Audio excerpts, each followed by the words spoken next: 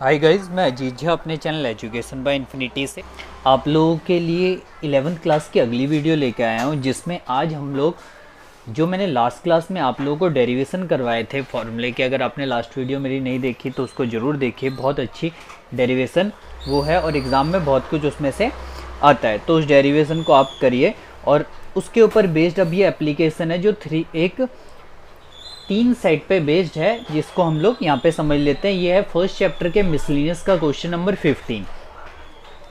तो इसको मैं आपको वेन डायग्राम के थ्रू बताऊंगा किस तरीके से हम इसे परफॉर्म करते हैं। तो यहाँ पे मैं सारी चीज़ों को पहले वर्ड्स में लिख लेता हूँ, क्या क्या चीज़ें हमें गिवन है। तो देखिए कह रहा है इन अ सर्वे ऑफ 60 पीपल।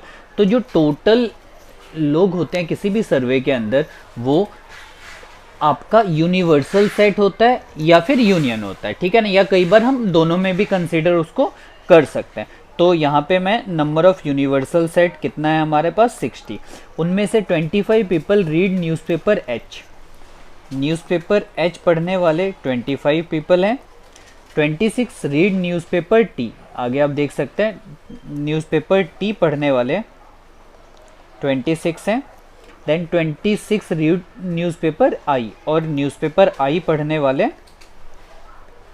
वो भी 26 है। उसके बाद कह रहा है 9 read both H and I, और 9 लोग ऐसे हैं जो एच और आई दोनों पढ़ते हैं। दैट मीन्स एच इंटरसेक्शन आई, वो हमारे पास 9 लोग हो गए।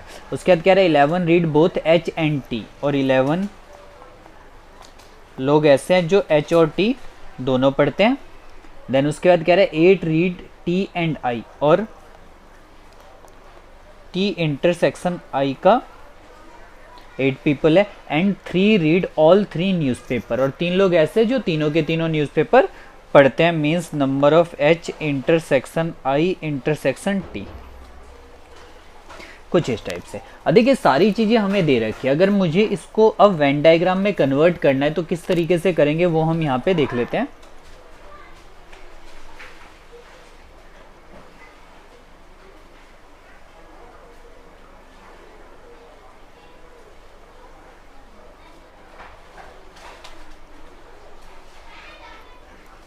ये मैंने एक रेक्टेंगल बना दिया। रेक्टेंगल यूनिवर्सल सेट को रिप्रेजेंट करता है, और उसके अंदर मैंने ये 3 सेट मेंशन कर दिया। सपोज़ ये हमारा एच न्यूज़पेपर के लिए हो गया, ये हमारा टी के लिए हो गया, और ये आई के लिए हो गया। देन इसके अंदर चीज़ों को अगर हम लेट करें तो ये जो बीच वाला पोर्सन है जो तीनों में कॉमन है, इसको मैं ए ले लेता हूँ। देन हर इसमें जितने भी पोर्सन बन रहे हैं मैं उनको लेट कर लेता हूँ। तो ये ए हो गया, ये सपोज़ बी, सी, डी, ई, एफ, और सपोज ये हो गया जी, और ये हमारे पास यूनिवर्सल सेट है।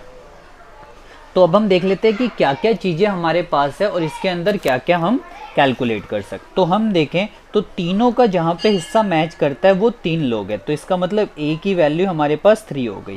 क्लियर। देन उसके बाद टी इंटरसेक्शन आई, टी और आई का जो हिस्सा है जहाँ पे मैच करता है, अगर मैं आपको इसमें बताऊँ तो टी और आई का हिस्सा ये हिस्सा है जो मैच कर रहा है। इसकी टोटल वैल्यू दे रखी है हमें 8। देन हमारे पास a प्लस डी की जो वैल्यू दे रखी है वो 8 दे रखी है। उसके अंदर a की वैल्यू अगर मैं 3 सब्सिट्यूट कर दूं तो मेरे पास d यहाँ से आ जाएगा, वो आ गया 5। तो d पता चल गया हमें। देन उसके बाद ये हमने सॉल्व कर दिया, ये सॉल्व कर दिया। इसकी बात कर लेते हैं एच इंटरसेक्शन टी। एच और टी का पोर्शन जहाँ पे मैच कर रहा है, एच और टी का जो पोर्शन मैच कर रहा है वो ये वाला हिस्सा है, आप देख सकते हैं।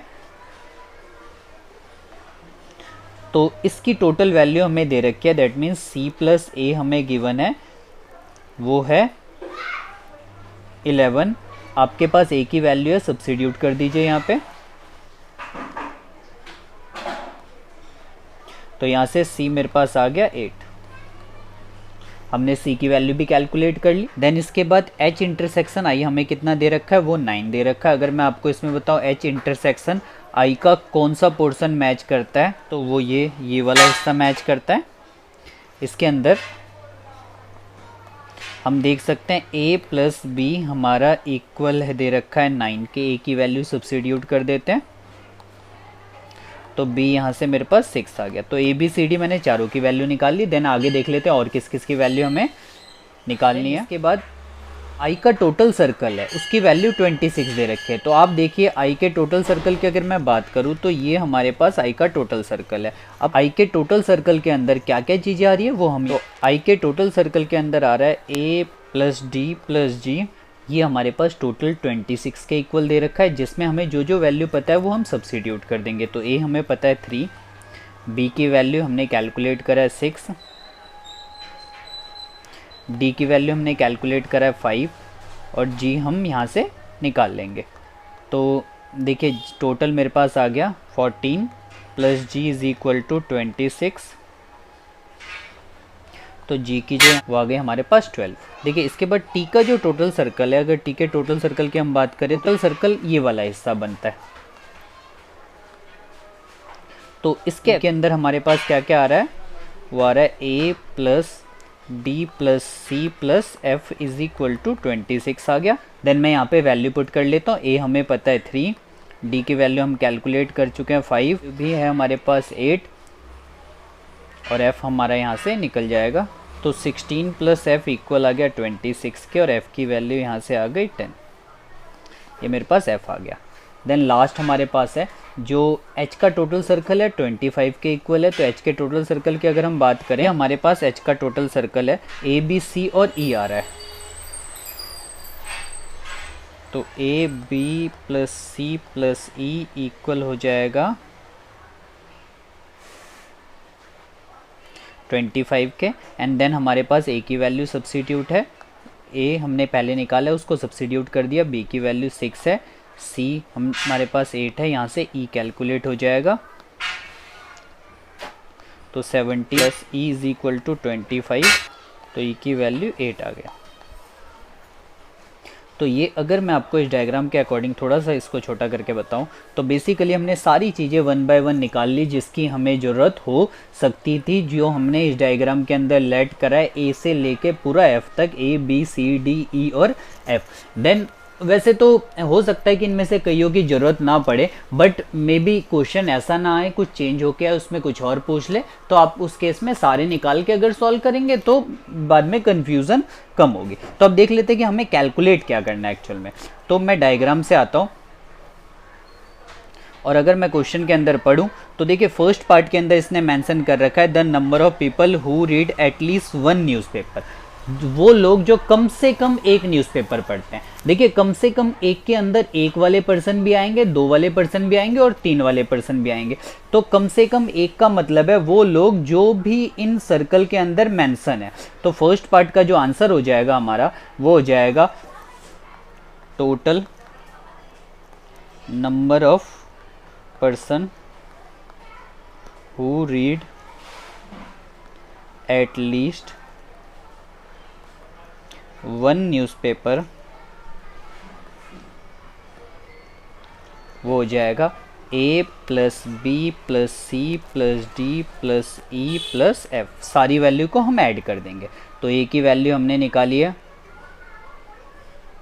3, ए की वैल्यू हमारे पास 3 है, बी की वैल्यू हमारे पास 6 है, सी की वैल्यू 8, डी की वैल्यू 5, ई की वैल्यू 8 और एफ की वैल्यू, और सॉरी जी भी यहाँ पे आएगा, एफ की वैल्यू 10 और जी की वैल्यू 12। तो मैं सबको प्लस कर देता हूँ, प्लस करके मेरा फाइनल क्या आंसर आता है वो हम देख लेते हैं। तो यहाँ पे हमारे पास 52 लोग हो जाएंगे जो कम से कम एक न्यूज़पेपर पढ़ते हो और जो कि यूनियन के बराबर आता है। आप चाहे तो फॉर्मूले से भी इसको कर सकते हैं, बट एक बार वेन डायग्राम से समझ लेंगे तो क्वेश्चन और इजी आपको लगेगा। देन सेकंड पार्ट किसकी बात कर लेते हैं, तो मैं आपको दिखाता हूँ कि सेकंड पार्ट में इसने हमसे क्या पूछा है। तो देखिए सेकंड पार्ट में कह रहा है the number of people who read exactly 1 newspaper. तो अगर मैं थोड़ा सा आपको इस डायग्राम के अंदर जूम करके बताऊं तो देखिए एग्जैक्टली 1 न्यूज़पेपर वाले पर्सन वो हैं जो सिर्फ एक के हिस्से में आते हैं। तो ई एफ और जी ये एग्जैक्टली 1 न्यूज़पेपर वाले पर्सन है, तो हम इसको ऐड कर देते हैं। Who read exactly 1 newspaper